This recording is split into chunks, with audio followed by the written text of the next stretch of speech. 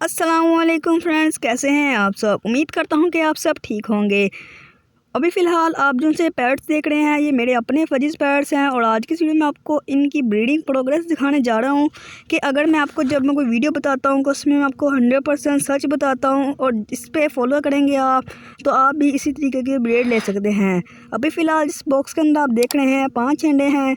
अभी फीमेल ने और अंडे देने हैं, इसकी अभी लेइंग स्टार्ट है और माशाल्लाह से ये पेयर मेरे पास सेकंड टाइम ब्रीड कर रहा है। ये मेरा होम ब्रीड का पेयर है। मैं होम ब्रीड के पेयर ज़्यादा रखता हूँ और मार्केट के पेयर नहीं रखता।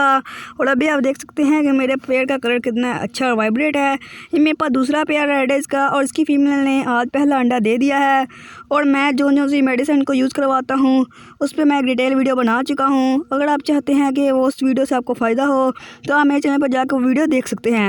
और आपको पता होगा कि मैं काफ़ी अच्छी वीडियो बनाता हूँ मगर फिर भी मेरे चैनल पे सब्सक्राइबर नहीं बढ़ रहे, तो आप मेरे चैनल पे 100 सब्सक्राइबर पूरे कर दें ताकि मैं डक्स जल्द से जल्द लेके आ सकूँ। और अभी मैं आपको बताता जाऊँ कि मैं इनको कौन कौन सी ऐसी दवाइयाँ देता हूँ और कौन सी ऐसी टिप्स इस्तेमाल करता हूँ जिससे मुझे इतनी अच्छी ब्रीड मिलती है। तो सबसे पहले जो दवाई है वो विटासोल है। मैं पिछली वीडियो में इस दवाई का जिक्र कर चुका हूँ।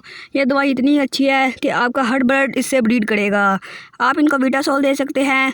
और एक दवाई जिसको बच्चा जानता है, हर किसी को उस दवाई का पता है, वो है कैल्शियम भी। ये सिरप आपने 1 ढक्कन 1 लीटर पानी के बीच मिक्स कर 7 दिन अपने बर्ड को कोर्स करवाना है। विटासोल भी आपने थोड़ी सी चुटकी 1 लीटर पानी के अंदर मिक्स कर 7 दिन अपने बर्ड को कोर्स करवाना है।